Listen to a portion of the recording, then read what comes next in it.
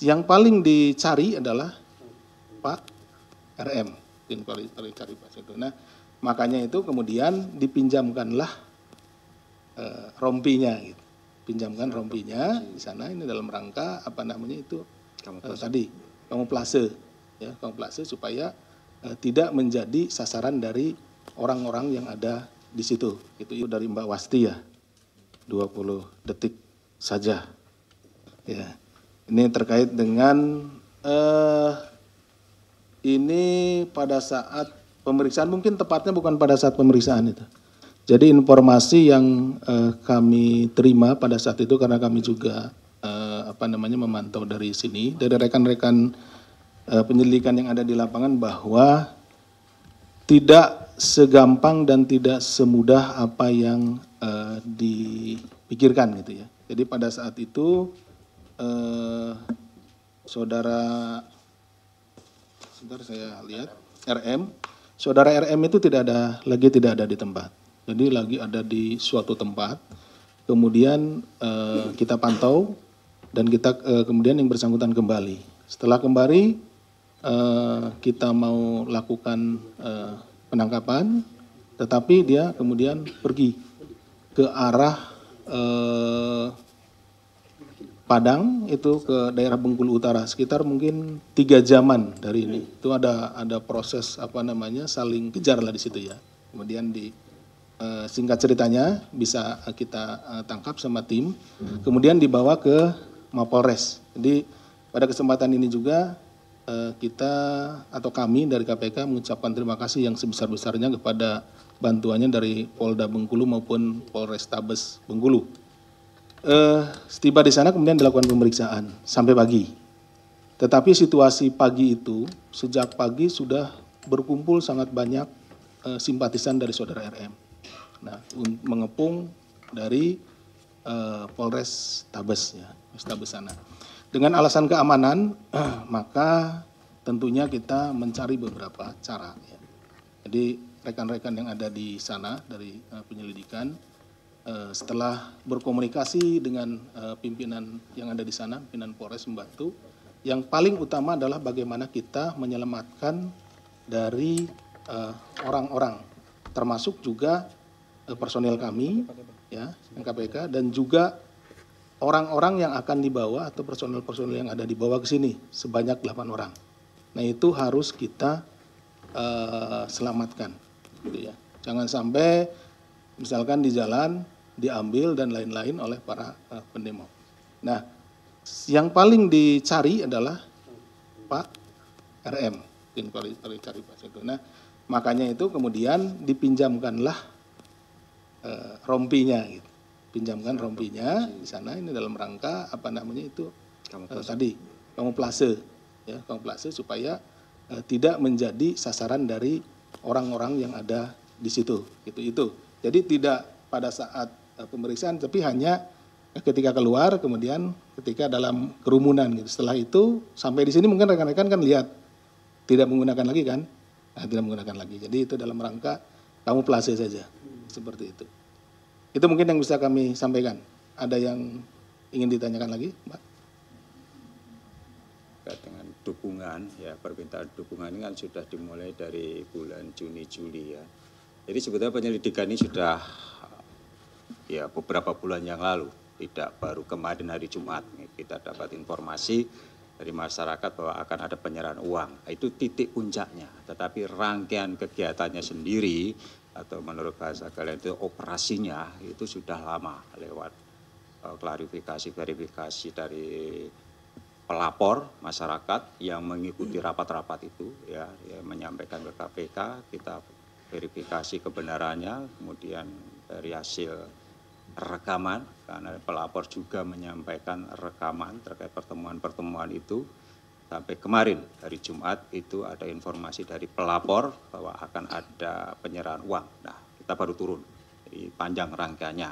Dan ya kalau dilihat dari bukti-bukti chatting WA yang berhasil diamankan HP-nya itu tergambar jelas ya bahwa uang ini untuk nanti tim sukses. kan begitu. Jadi tim sukses, ada permintaan uang untuk kelompok ini, untuk warga sini dan seterusnya, ada itu dalam percakapan itu. Artinya apa?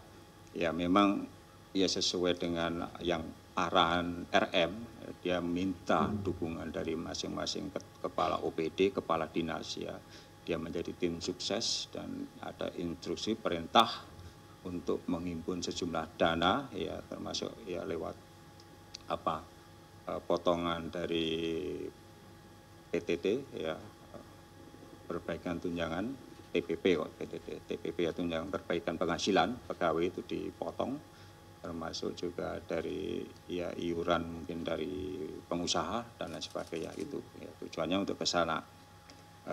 Jadi apakah ada nuansa politis? Saya kira tidak, karena saya sampaikan tadi bahwa penyelidikan dimulai sudah lalu, bahkan sebelum pendaftaran kali ya, sebelum pendaftaran calon. Ya. Karena calon sudah mulai melakukan penyelidikan, tidak tahu mana yang mendukung, ya. Jadi tidak ada hubungannya dan saya pastikan itu ya tidak ada kaitannya dengan partai tertentu, warna tertentu. Ya, ini murni penindakan itu karena berdasarkan informasi dari masyarakat ya, dan mungkin juga dari para pegawai yang merasa keberatan untuk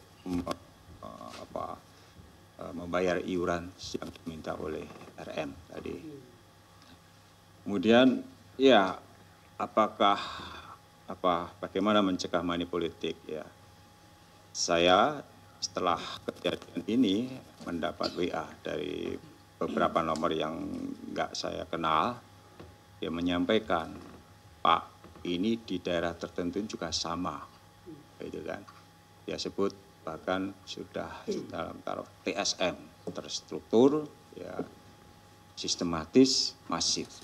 Dan ya ini kan sudah lama fenomena seperti ini kan, gitu kan. Bahkan dari kajian KPK bersama LIPI dan juga Mendagri sendiri kan sudah melakukan penghitungan rata-rata berapa sih biaya yang dibutuhkan oleh seorang kepala daerah itu ya, tingkat 2 itu kalau nggak salah ya itu 20 sampai 30 miliar. Kemudian tingkat provinsi sekitar 50 miliar.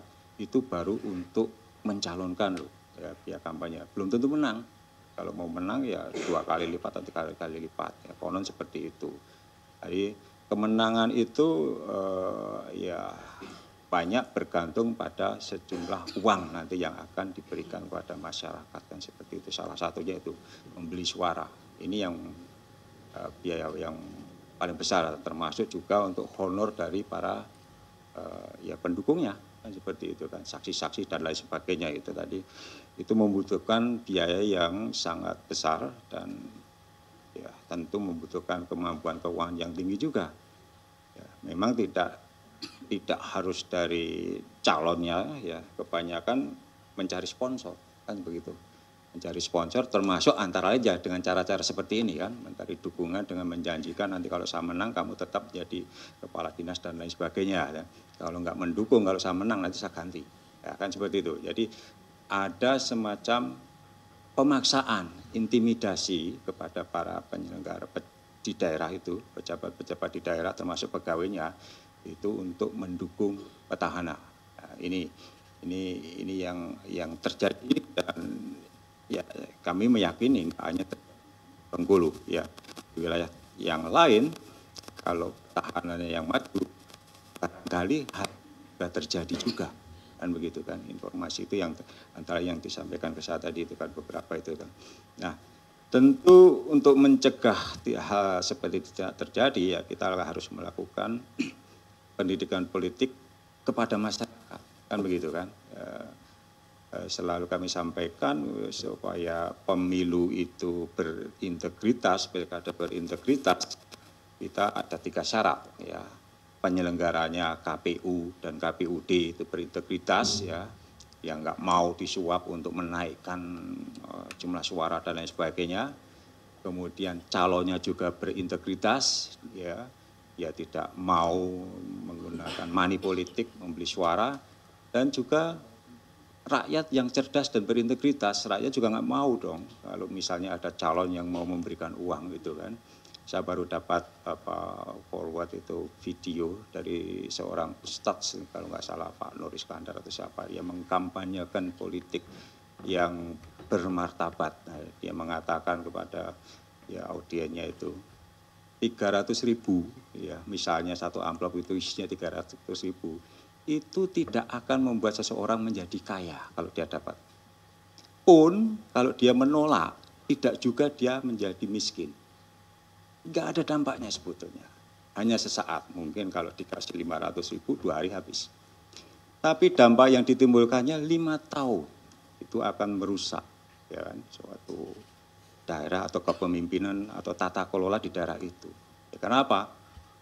Iya, tentu saja ketika modalnya itu besar yang dikeluarkan, ya para kepala daerah yang terpilih akan berpikir bagaimana mengembalikan modal. Kalau uang itu dari kantong pribadi. Kalau dari sponsor, pasti kan nggak gratis juga. Dan itu dari survei KPK jelas. Para pengusaha yang memberikan donasi kepada calon kepala daerah berharap nanti kalau ada proyek daerah, ya bagi-bagi dong, kan begitu. Nah, ketika hal itu yang terjadi, korupsi itu menjadi lingkaran yang nggak putus-putus, kan begitu. Nah, ini 5 tahun akan berjalan seperti itu terus. Ya. Kan bagaimana memutus mata rantai itu? Ya udah, itu tadi kita harus berintegritas dalam pemilihan kepala daerah termasuk penyelenggaraannya itu, sehingga biaya politik itu rendah, ya. Calon-calon juga enggak banyak mengeluarkan dana, ya, dan masyarakat juga mendukung calon-calon yang berintegritas. Nah itu kan idealnya seperti itu yang kita harapkan ya, pemilunya pilkadanya dapat berlangsung dengan baik ya, itu tadi. Yaitu itu tugas kita semua, jangan hanya berharap dari KPK gitu kan. Mensosialisasikan, mengkampanyekan pilkada yang berintegritas, memilih calon kepala daerah yang juga berintegritas, juga punya kemampuan, kapasitas, itu kan yang penting itu. Jadi sehingga apa, kita berharap 5 tahun ke depan ya daerah itu betul-betul dibangun dengan baik ya, tata kelolanya juga baik, jangan sampai 5 tahun menjabat nggak ada perubahan apapun ya, kemudian mencalonkan diri lagi, terpilih lagi 5 tahun lagi nggak ada perubahan apapun di daerah itu ya, 2 periode dia menjabat udah nggak boleh lagi, dia siapkan lagi pasangannya ya, terpilih lagi sama 2 periode, 20 tahun suami istri menjadi kepala daerah, nggak ada perubahan, konyol kan, kan seperti itu. Dan ini harusnya menjadi apa ya, evaluasi kita bersama bagaimana kepala-kepala daerah yang dijabat oleh masih dalam apa, keluarga, dalam keluarga itu apakah ada perubahan komunikasi dengan pelapor. Dan Jumat kemarin pelapor itu menyampaikan akan ada penyerahan duit, kan gitu kan, sehingga kami menurunkan tim untuk mengikuti itu, dan benar ya, ada penyerahan, kemudian kita ikuti dan kita seperti yang saya sampaikan tadi di rumahnya kan, beberapa itu kemudian kita lakukan apa, penggeledahan ya, dan ditemukanlah sejumlah uang termasuk ke ajudan yang bersangkutan itu yang nilainya 6,5 miliar ya. Berarti 6,5 miliar itu bukan pada hari itu saja kan itu kan, tetapi sudah beberapa lama waktu uang itu terkumpul sudah beberapa waktu sebelumnya di pool di ajudan yang bersangkutan kan gitu kan. Jadi itu ya, sebelumnya seperti apa ya, sebelumnya pelapor nggak tahu kan ya, baru ya itu tadi kan, baru menduga akan ada dan kemarin informasi itu yang diterima oleh tim ada penyerahan. Jadi bukan, oh ini kan tinggal 3 hari Pak Alek gitu kan, ya, kenapa gak ditunda nanti setelah pilkada misalnya kan seperti itu. Kalau kita tunda nanti uangnya udah habis kan gitu kan. Dugaan kami seperti itu, karena seperti yang saya sampaikan tadi dari percakapan di handphone lewat chatting WA ada permintaan uang dari tim sukses yang bersangkutan itu ya, berapa puluh ratus juta ke sana diberikan itu ya. Kami khawatir kalau lewat itu ya sudah selesai, sudah semua sudah terbagi kan begitu kan. Makanya kami memutuskan untuk melakukan penindakan sekarang ya, ya apakah itu tidak mengganggu? Oh enggak gitu kan, nanti kan di dalam pencoblosan nanti yang bersangkutan kan masih ada, bukan dicoret loh ya bukan dicoret itu, tidak kan. Nanti di dalam kotak suara itu masih ada beliau itu sebagai calon kepala daerah. Ya. Sekarang terserah masyarakat kan begitu, terserah masyarakat untuk memilih kan begitu kan. Ya kalau pendukungnya masih loyal dengan beliau pasti dengan memilih apapun risikonya kan seperti itu. Jadi bukan terus kemudian dengan kita tetapkan sebagai tersangka kemudian nama yang bersangkutan itu dicoret dalam pemilihan besok, enggak. Apa surat suaranya pasti sudah ada kan, ya itu kan nggak mungkin juga diganti atau dibatalkan. Jadi pilkada tetap berlangsung terus dan kalau terpilih pasti juga nanti akan dilantik mungkin ya kan, dilantik biasanya begitu, baru setelah itu kita berhenti. Biasanya mekanismenya sebelumnya kan seperti itu. Pernah kan KPK itu melakukan OTT, saya agak lupa di Bupati di Jawa Timur itu ya, Tulung Agung ya, terpilih dia.